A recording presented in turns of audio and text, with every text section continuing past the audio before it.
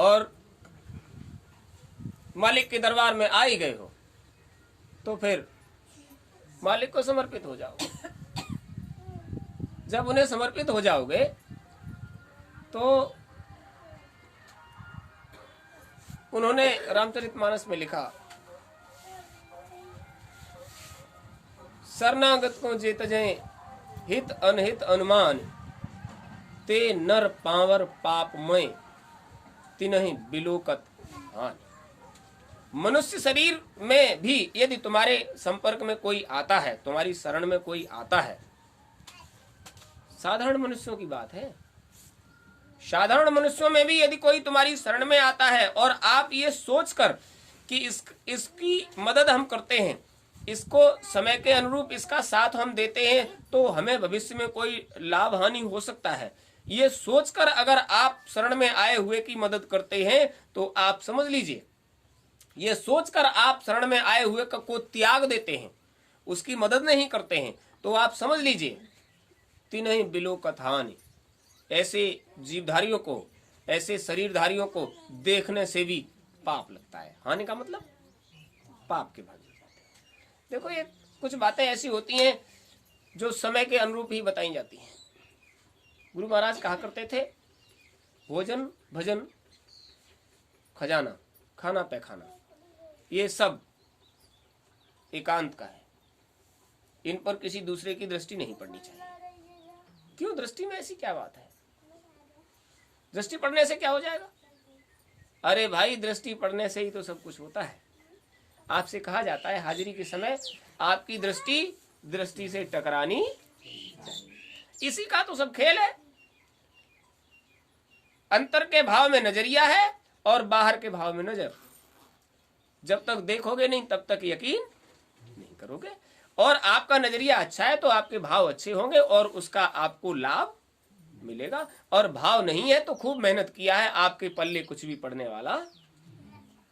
बहुत मेहनत किया आपने, हाड़ तोड़ मेहनत किया, फसल को तैयार किया, और जब वो घर पर पककर आ गई और उसका भाव उतना ही रहा जितना आपने मेहनत किया है, तो आपको कोई लाभ मिल पाया? तो भाव अच्छा चाहिए। अब अच्छा भाव बाजार में नहीं मिलता, ये संत मत है। इस मत में भाव को बनाने के लिए रहनी और गहनी दोनों को सुधारना पड़ता है। अब रहनी गहनी दोनों में अगर सुधार नहीं है तो भाव वही रहेगा जो संसार का है। तो ये सत्संग की व्यवस्था गुरु महाराज ने बहुत लंबे समय से, सन 1952 से लेके आज तक ये व्यवस्था गुरु महाराज की है। 1952 से लेके आज तक बहुत लंबा खंडकाल हो गया। गुरु महाराज की दया मौज 1952 से हुई और आज तक ये क्रम अनवरत चल रहा है। और गुरु महाराज ने ये भी कह दिया था, जिसको भी समझा, कि तुम इस काम को कभी बंद नहीं करना। जब गुरु महाराज अपने साथ ले जाते थे तो कहते थे, बच्चा तुम इधर गाड़ी लेकर जाओ, वहां बस्तियों में जाकर सब लोगों को सत्संग सुनाओ और उनको जगाओ, चेताओ और उनको हमारे सामने लेके आओ। तो ऐसे तो जल्दी से कोई सुनता मानता नहीं। एक दूसरे के कहने सुनने से वचन भाव जब तुम्हारे उनके कान में जाते हैं, तुम्हारे वचनों के भाव जब वो समझते हैं तो वो चुंबक की तरह खिंचकर चले जाते हैं। और फिर गुरु महाराज कहते हैं, देखो उनको ही बुलावा जाता है और वही बुलाए जाते हैं। यानी उन्हीं को बुलावा जाता है जो वास्तव में हमारे अपने हैं और उन्हीं के लिए तुमको भेजा जाता है। तो जहां आवाज को पकड़ लेते हैं लोग, और जब तक आवाज पकड़ में नहीं आती सारे काम फेल। आवाज को पकड़ने का नाम ही भजन है, आवाज को पकड़ने का नाम ही आत्मकल्याण है। आवाज को नहीं पकड़ पाए तो वहां गए नहीं, क्योंकि आवाज ही पकड़ में नहीं आई। कल एक प्रेमी का मदद करने के लिए गए थे तो वहां कोर्ट कचहरी में ही सत्संग शुरू हो गया। इससे ज्यादा लोग थे, कचहरी में ही सत्संग शुरू हो गया। अब वहां भी व्यवधान हो गया। देखो, संत मत में लोक मत का नुकसान हो जाता है। अब वो जो आवाज लगाने वाला था वो आज चल कर आता था वहां जहां भीड़ बैठी थी, सत्संग चलने लगा तो चलने लगा, वो तो कहीं भी चल सकता है। जब गीता जैसा उपदेश कुरुक्षेत्र के मैदान में दोनों सेनाओं के बीच में हो सकता है, अभी लड़ाई होने वाली और उससे पहले उपदेश कर रहे हैं, समझा रहे हैं। वहां न्यायालय था तो न्यायालय में भी काम शुरू हो गया। और हो गया तो हो गया। अब वो बेचारा मुंशी आता और आवाज लगाता, भैया कोई हो तो आ जाओ, वो अंदर बुला रहे हैं। जहां अंदर भीड़े रहती थी वहां अंदर खाली हो गया और इधर लोग आ गए सब। अब जितना बहुत बड़ा हॉल था, जितना लोग बैठ सकते थे बैठ गए, बाकी जो सुनने गुनने वाले थे वो भी कर्मचारी अधिकारी जो भी वहां थे वो धीरे धीरे टरक के वहीं आ गए सब। अब मामला उधर गड़बड़ हो गया। उधर तो अब बुलाने से जाने लगे लोग।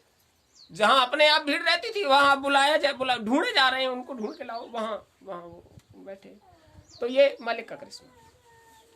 गुरु महाराज की मौज हो गई कि वहां ये इस तरह से चर्चा हुई। और अब लोग जो आवाज लगा रहा था उससे कह रहे थे थोड़े रुक जाओ, अरे कि वहां जो सब बैठे आपको वहां आपका वो होना है।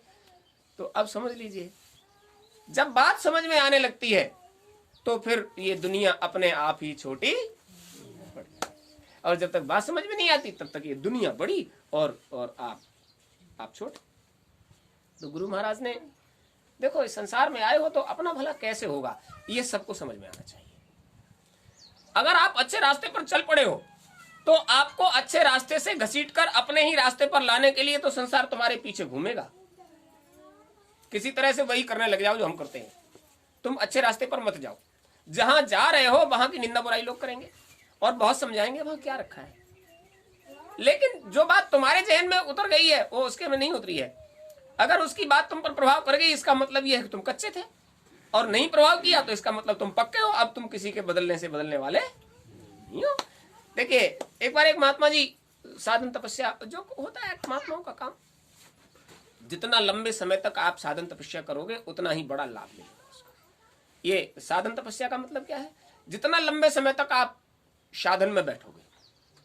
साधन का मतलब है आप ध्यान करोगे, सुमिरन करोगे, भजन करोगे, जितना लंबे समय तक उसमें लगन लगाओगे उतना ही आपको लाभ मिलेगा। सरल सी बात, ये साधन है। और तपस्या, यदि आप संसार लोकमत से भी प्रेरित हो, आप संसार में भी रह रहे हो, तो जितने लंबे समय तक आपने कोई नियम साधन किया है, अब तपस्या नियम साधन पे आ जाती है।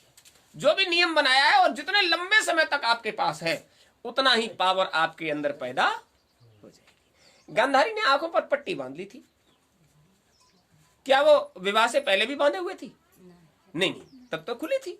लेकिन जब उसने देखा कि हमारा जीवन साथी संसार को नहीं देख सकता, तो उसने अपनी निष्ठा के अनुसार हम भी इस संसार का भोग वरण करेंगे, तो उसने आंखों पे पट्टी बांध दी। अब कितने लंबे समय तक पट्टी बांधे रही वो कि उसके बच्चे संसार की व्यवस्था करने के लायक हो गए, संतानें पैदा की और संसार की व्यवस्था करने के लायक हो गए। इतना लंबे समय तक उसने अपनी आंखों पर पट्टी बांध के रखी। संसार को नहीं देखा, आंखें थी लेकिन उसका इस्तेमाल संसार में नहीं किया।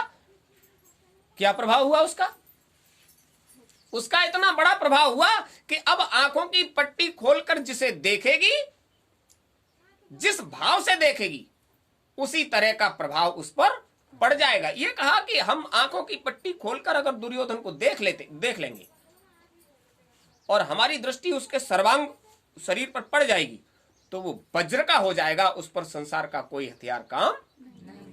वाह, आंखों की दृष्टि में इतना बड़ा प्रभाव। नहीं, दृष्टि में तो प्रभाव था, लेकिन भाव क्या थे कि हम 100 संतानों में से एक को तो कम से कम ऐसा कर ही दें जिस पर किसी हथियार का प्रभाव। 100 के लिए नहीं कहा, एक के लिए कहा। और क्या प्रभाव आ गया उसकी आंखों में? विवाह के बाद जब तक बच्चे सरसब्ज हुए, संसार को भोगने के योग्य हुए, तब तक उसकी आंखों की पट्टी ने इतना बड़ा प्रभाव उसके अंदर पैदा कर दिया कि आंख खोलकर जिसे देखेगी, जितने शरीर पर उसकी दृष्टि चली जाएगी उतना शरीर वज्र का हो जाएगा, कोई भी शस्त्र उस पर काम। वो तो भगवान श्री कृष्ण ने विचार किया कि ये नियम है काल का, मैं तो काल का अधिष्ठाता हूं, ये नियम टूट जाएगा, इसलिए उन्होंने रास्ते में ही उसको समझा दिया। अरे अब वयस्क हो गए हो, माँ के सामने नग्न जाते तुम्हें शर्म नहीं आएगी? कुछ नहीं करते हो तो ये कमर से केले के पत्ते ही लपेट लीजिए, वस्त्र मत पहनिए। भटका दिया। उसने भी सोच लिया वासुदेव है, गलत नहीं कहेंगे, तो उसने कमर से पत्ते लपेट लिए।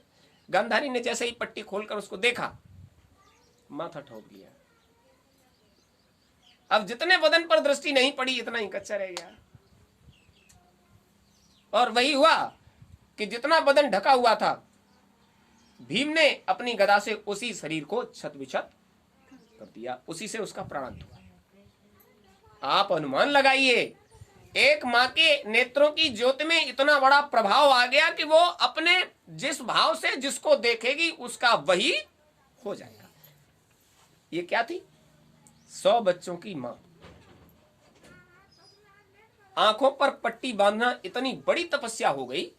और कितने समय तक हुई होगी? 20, 30, 40, इतना ही बरस हुआ होगा।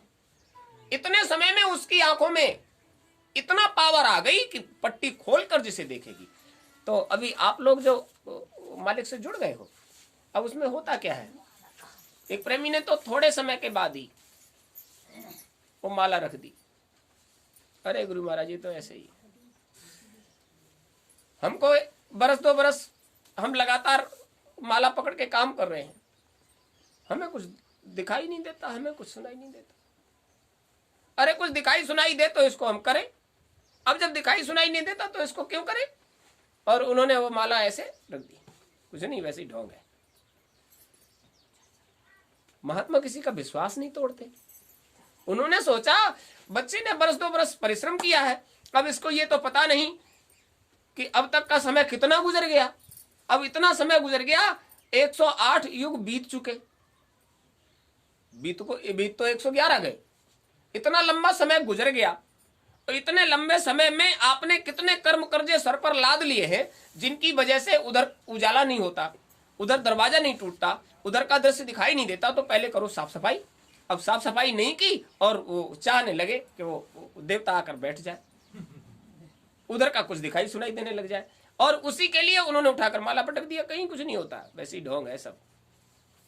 और जैसे ही आंख बंद करके बैठे तो उनका तो काम ही है तुम्हें विश्वास जगाना।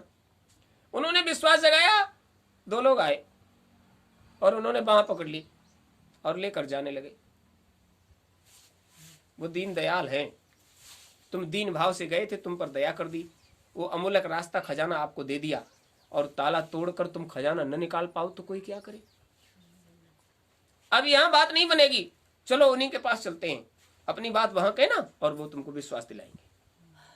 वो लेकर चलने लगे, खोखला पड़ा रह गया यहाँ, और वो तो लेके जाने लगे अंतर में। और जैसे ही अंतर में निकले, अब थर थर कांपने लगे। वो शरीर तो वो पड़ा रह गया, ये कहाँ लिए जा रहे हैं? कहाँ ले जाओगे भाई? वो दीन दयाल है, जिनके दरबार से ये सौदा लेकर आए, वो खजाने की चाबी तुमको मिली और तुम ताला नहीं खोल पाए। तो खजाने की चाबी तुम्हारे पास है, ताला कैसे खुलेगा? चलो उनके सामने चलते हैं और उनसे कहना हुजूर सब ढोंग है, ये कुछ नहीं है। तो दांत निपोड़ने लगे, गलती हमारी है और हम उनके सर पर थोप रहे हैं, ये कुछ नहीं ढोंग, ढोंग नहीं है, सही सच्ची बात है, लेकिन गलती हमारी है कि हमने अपने विश्वास को इतनी जल्दी तोड़ दिया। और जिस संसार में आप रह रहे हो, ये इन संसार की नींव भी विश्वास पर रखी गई है।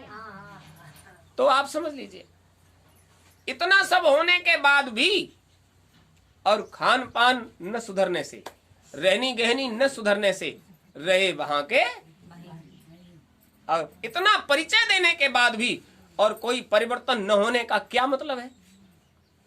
उसका मतलब यह है कि आपने रहनी गहनी में कोई सुधार नहीं किया। मालिक की इतनी दया उतरी कि तुमको दिखाया, ऐसे निकल कर जाते हैं, ऐसे भेंट होकर लौट आते हैं।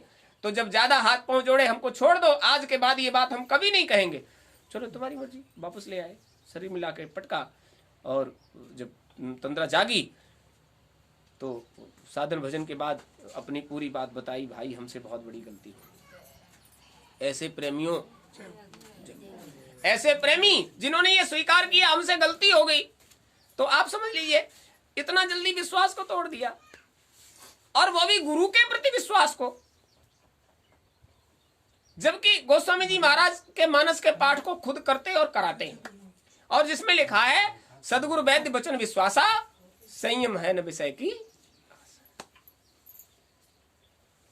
सदगुरु वैद्य है, उनके वचनों पर विश्वास करो, संयम से रहो। अगर संयम है तो तुम्हारे अंदर विषयों की आशा नहीं होगी।